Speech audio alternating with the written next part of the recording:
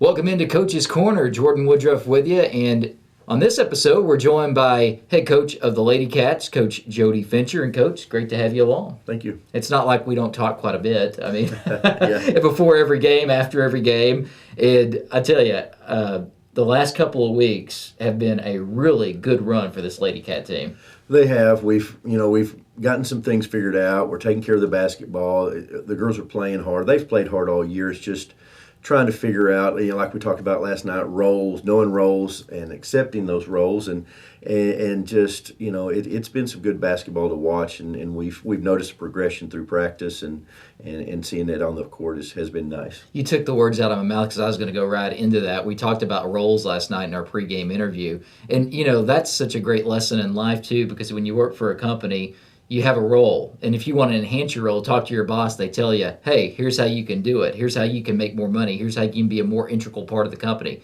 Life lessons when it comes to basketball. And identifying roles for a boss is sometimes easy, but getting employees, or in this case a coach, getting players to accept their roles sometimes is tough. And these girls over the past couple of weeks has accepted their roles, and that's led to quality wins and wins where you've had to come from behind. Yeah, and it starts with effort, and they're playing so hard. They're flying all over the court. We've started to make the extra pass, and sometimes the extra pass, and we're getting great shots, and we've talked about passing up good shots for great shots, and we've been really proud of the girls, and just really proud of where we're at right now and the direction that we're going. Yeah, you've won quite a few in a row, and when you kind of look at that, Coach, I mean, you look at this team. You were down by 5 with 32 seconds left. You don't win those games. Guthrie, you're down by 3 in the game on a 9-0 run. So as you said, sometimes when those chips are down, you can go the other way. This team's responding, showing great effort, putting them in a chance to win and creating their own breaks in a way.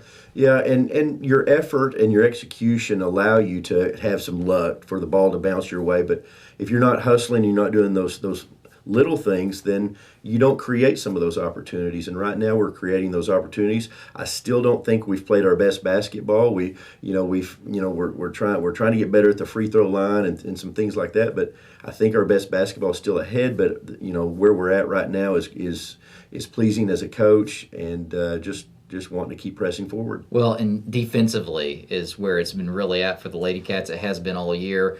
I mean, this team. I just imagine coaches, when they are looking at the film, they just dread playing you, because this defense, even though it's a zone, it's somewhat unique, and it's hard. It is hard. Points are a premium for the other team.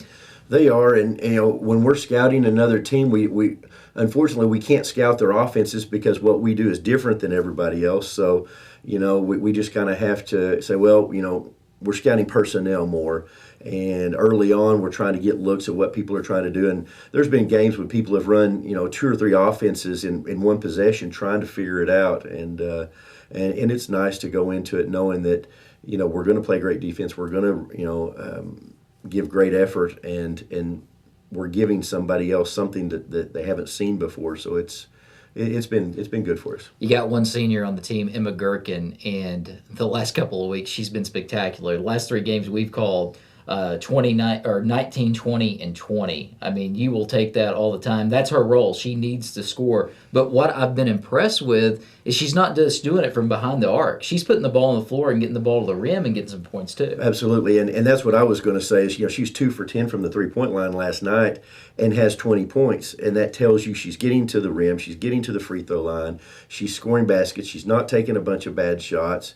And she's responded and expanding her game, and that's always nice. Yeah, and Kara Allison, your junior, when you look at her, she's one that has to score too, and such athleticism and poses problems. I mean, I know she's not the tallest, but at the same time, her athleticism poses so many problems in the post for opposing teams. It really does, and she's so fast, and she's gotten better around the rim, and we see when she goes out of the game, their game plan changes, and when she goes back in, you can tell they're concerned from keeping her out of the paint. And she's done a really good job for us. She's done a great job defensively on the boards, and really pleased with her progression as well as many others. Yeah, and when you talk about those are the 2 players that are leading in scoring, but it takes a whole team. It takes everybody knowing roles. And you can go through the rest of the list, Coach. I mean, Sarah Dingus giving you hustle plays, playing good defense. Laney George doing the same. A team, when you're maybe height is not where it needs to be, Laney's in there battling for you. Katem Lively steps up and hits shots. Kalissa off the bench. I mean,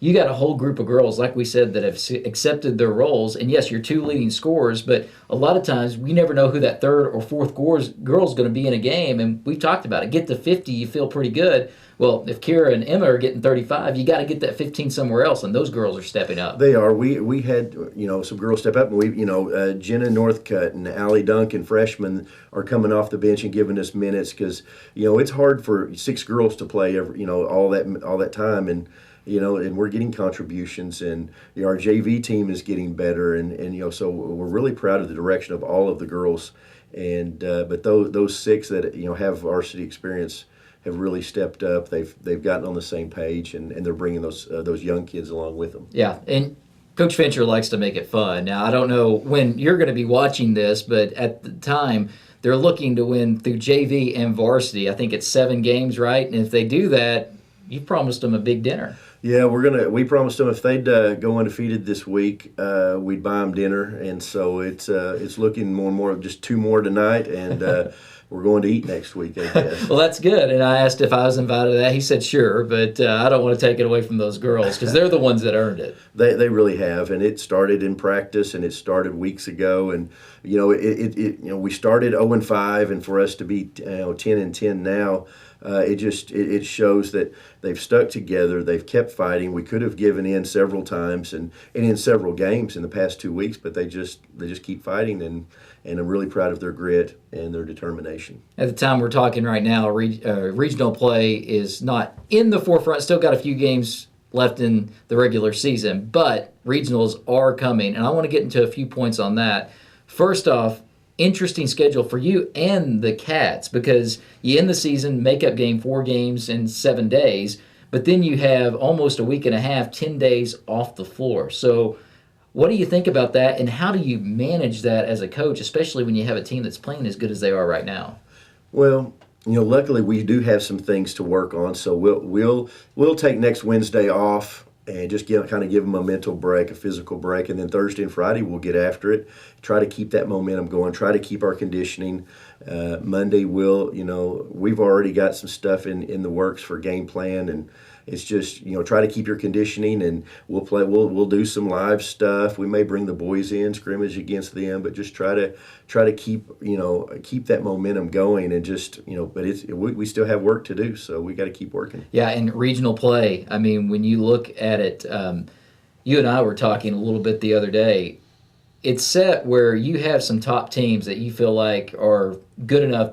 Like, the upsets can happen, but they're going to be state teams. But there is a cluster of probably around 12 teams in this state that are going to be fighting for some of those spots to get to the state tournament.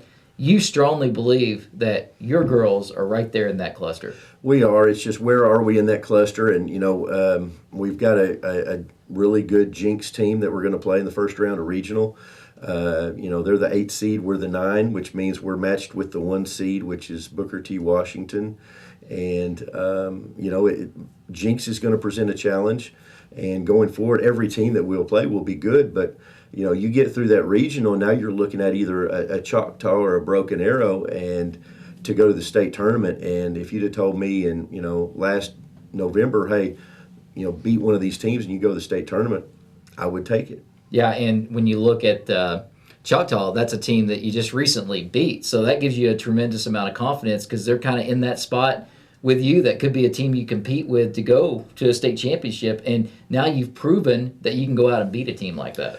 Yeah, we have, and but now it's on to the next. We had to do that against Guthrie. Guthrie is a quality basketball team, and tonight we've got Putnam City, and it's about playing well for us. And we've talked to them. Don't worry about the scoreboard, worry about our play, and that's what we're going to do. Keep just worrying about how we're playing. Playing great defense, moving the ball on offense, taking care of the basketball, and just trying to keep this positive momentum rolling. Yeah, and last thing for you, I would imagine, this year's been different, no doubt, but I imagine this year's been a lot of a reward, too, for you as a coach to see this team and their growth, because I mean, watching some of your teams, this is about as much growth as I've seen from a squad a year from start to now that really I've seen under your leadership. Yeah, we've had some veteran teams that they were good in the beginning and they were good in the end. This one, we've got some experience back. Don't have a big senior class, but our team has really grown together, and it has been rewarding to watch us. Like I said, start 0-5 and then progress to where we're beating top 10 teams in the state, and it has been rewarding and given us a lot of pride and pride in ourselves as coaching staff, but pride in those girls for the way they've worked and stuck through it. Yeah, well, it's been fun to watch, been fun to be a part of with the broadcast, and looking forward to see what this Lady Cat can do to finish up the season. So, Coach, best of luck going forward. We're going to be there for them all, and certainly hope that we make ourselves a really good run with this Lady Cat team coming up here in a couple of weeks, starting with regional right into the state tournament. Absolutely. Looking forward to it, Jordan. That is Coach Jody Fincher. And that's going to do it for our Coach's Corner in this episode. I want to say thanks to you for watching. And as always, Jordan Woodruff saying until next time, go Cats.